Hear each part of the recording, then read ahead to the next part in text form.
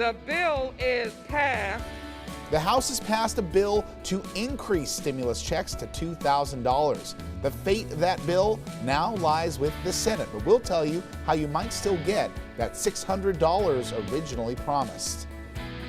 A grim statistic for our area as coronavirus hospitalizations have set a new record in the Spokane metro area.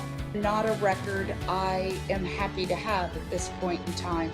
We'll hear more from the Chief Nursing Officer at Sacred Heart Medical Center about what this means for the months ahead.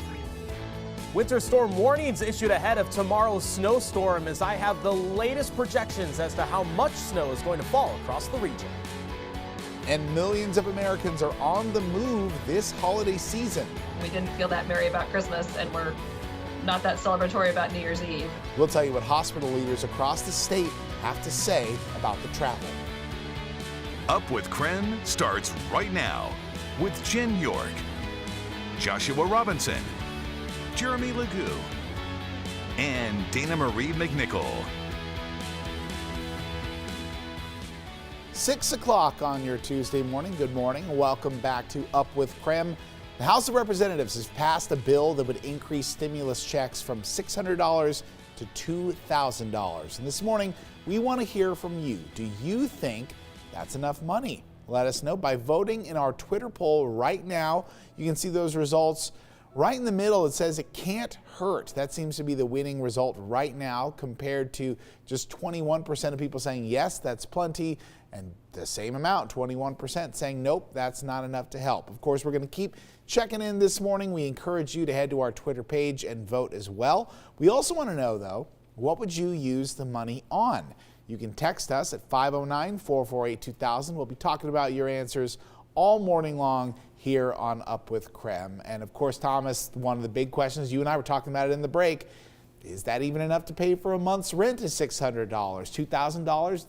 You know, you can start looking at it that way. Yeah, and I think that's kind of usually the biggest expense, especially for, you know, people of our age. It's just like, rent is always the big one right at the beginning of the month. And of course, we're only a couple days away from that. $600, probably not enough, especially for our region. $2,000, okay, now we're probably getting somewhere. So obviously a lot of discussion on whether that's going to help as many people as it will is going on in Washington, isn't it? Plus, you know, I mean, we were just coming off the holidays. You know, maybe there's some people that put a big amount on their credit cards because the income wasn't quite as good as they wanted. Who knows? Maybe debt is where everybody's going to focus on and not really have fun with this money. I mean, certainly it's what you need based on what you want first. But yeah, we'd love to hear from you as well on what your ideas might be. But one thing we got to also focus on this week is tomorrow's forecast. I know that's really at the top of your priorities right now, Thomas. Yeah, especially for tomorrow's weather. Yes, there's a little bit of freezing mist out there this morning. It's going to be a cloudy day overall, but by this time tomorrow, the snow is going to be coming down at I think it's going to be pretty furious, especially for the morning hours overall. There are winter storm warnings in effect for the northeastern Washington region as well as far north Idaho as well, with winter weather advisories in effect for Spokane and Coeur d'Alene. These kick in at 1 a.m. tomorrow morning. And honestly, a lot of these regions are going to be in a very high impact area, especially for the Wednesday morning commute through most of the day Wednesday. This is going to be a near 24-hour snow event for the region. So that's kind of on the mind and on the forefront for tomorrow. Give yourself extra time this morning just to scrape off the windshields. Give yourself extra time tomorrow morning because it's going to be a slow drive because of the snow. Let's take you hour by hour through today. Again, a morning freezing mist out there right now, but it's just going to be an overall cloudy day. High temperatures in the low 30s for most everybody. Coming up, I'm going to be timing out this upcoming snowstorm system, show you when it starts, when it stops, and of course a detailed breakdown of how much you can expect in your city across the region. That's my full forecast coming up in about 10 to 15 minutes. We'll see you then, Thomas. We're going to take a live look right now at Capitol Hill this morning. A beautiful scene as the sun coming up into the clouds right there. This morning, lawmakers have been trying to pass a new legislation before the year ends. It's been very busy as COVID-19 has now claimed more than 334,000 lives in the U.S. That's about 1 out of every 1,000 Americans. But relief is on the way for millions of Americans. The House has passed a bill that would increase the coronavirus relief checks from $600 to $2,000, matching what President Trump has demanded. The measure now moves to the Senate, where its fate right now is uncertain. Today I am telling Donald Trump, don't just talk about it, act. These Senate Republicans have followed you through thick and thin. Get them now to act and support the $2,000 checks. Right now, it's not clear if the Senate will take up that measure because the Senate could vote on the bill as soon as today. But those $2,000 stimulus checks would inflate the total COVID relief bill to more than $1 trillion. Many Senate Republicans have expressed their concerns about that increase in spending.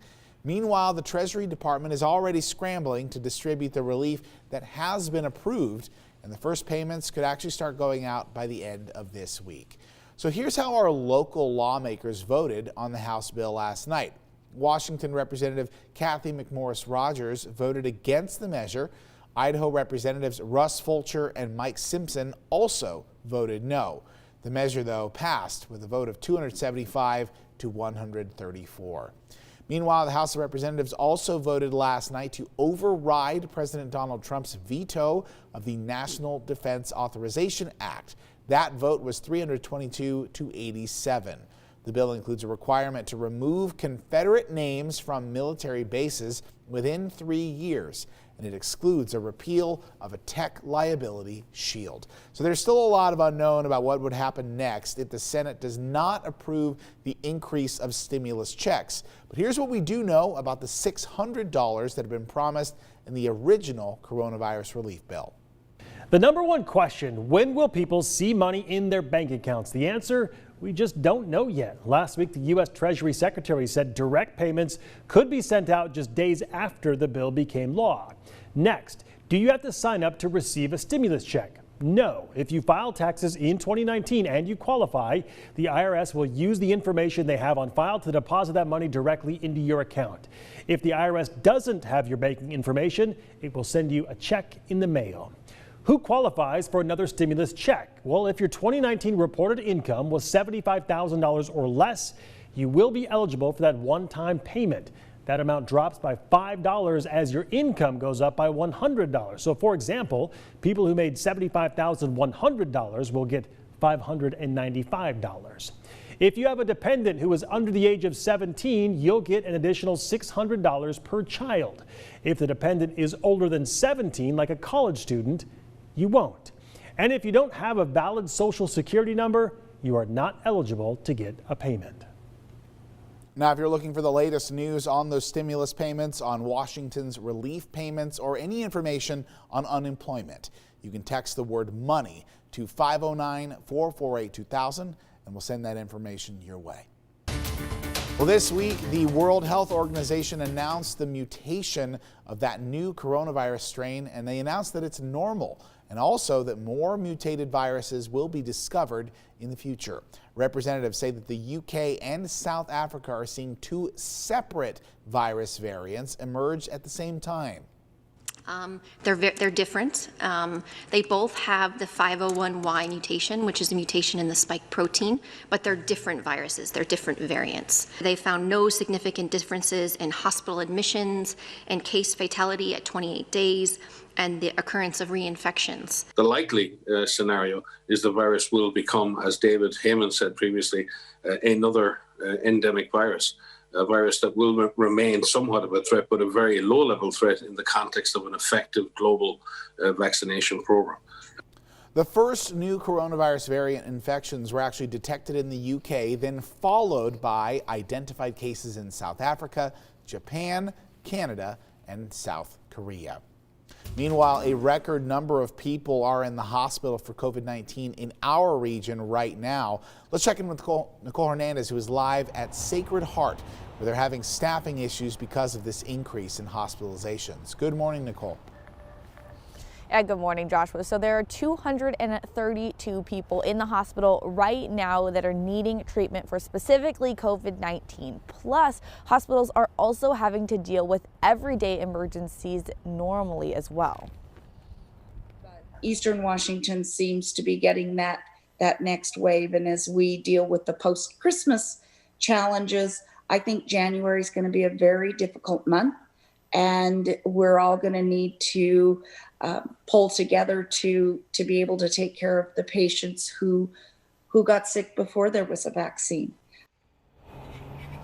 This new wave of cases is causing staffing issues. That's happening in our entire metro area here, so that includes Spokane and Coeur d'Alene hospitals. Sacred Heart specifically says that they do have enough beds at this point, but the amount of people needed to take care of all of the patients is putting a strain on staff. They're making it work for now, but the hospital is, of course, worried. Chief Nursing Officer Susan Stacy says it looks like we could be getting another wave of cases, and that's because we haven't even seen the number of cases from the holiday get-togethers and travel yet. Now, for now, the hospital does say they have it under control, but they are expecting to see a tough January. Live in Spokane, I'm Nicole Hernandez. 6:10 on the dot. Time for your morning rush. Now, more news in less time. The Kirkland nursing home, where the coronavirus first broke out in the United States, has received its first vaccinations. Life Care says the vaccine is free to residents and employees, but they're still being given a choice to take the vaccine, though it is encouraged. Life Care has not yet said how many doses are being administered, but just yesterday, their staff did seem excited at the opportunity to get the shot. But I feel right now is a new life, a new beginning, but a better life. CVS representatives were at the facility yesterday, injecting those first doses of the vaccine and giving them their reason to celebrate. Crews are planning to remove the train cars that derailed in Whatcom County 1 week ago, spilling crude oil. It happened north of Ferndale on Tuesday, and investigators still don't know what caused the train to go off the tracks. Workers spent the weekend cleaning up the last of the oil that spilled, but state ecology officials say the environmental impact appears to be minimal. The city of Spokane has confirmed that nearly 1/3 of its utility customers are behind on their bills by 2 months. Carol Welts, the director of community action at the nonprofit SNAP, says the need for assistance has doubled since the beginning of the pandemic. All day long, we answer our phones with people who can't pay their rent, can't pay their electric bill, can't pay their utility bill. SNAP administers funds from the city's You Help program, along with its own Project Share, to help families pay their emergency bills. Welts says these funds are nearly depleted, but says more funding will be available in the new year. Hey, one lucky person will begin 2021 as Idaho's newest millionaire. The Idaho Lottery announced their winning numbers in the sold-out Idaho $1 million raffle last night. So it's time to take a look at your screens just to see if it's you. The winning number is 034438. In addition to that $1 million top prize, the Idaho Lottery has also announced the two $10,000 prize winning numbers from this year's game. They are 199691 and 117360. All players holding winning raffle tickets are urged to sign the back of it and then keep them in a safe place until you claim your prize. That would be a great way to start 2021. Hey, that's your morning rush. More news in less time. Let us know what's happening in your neighborhood with the hashtag #UpWithKREM on social media.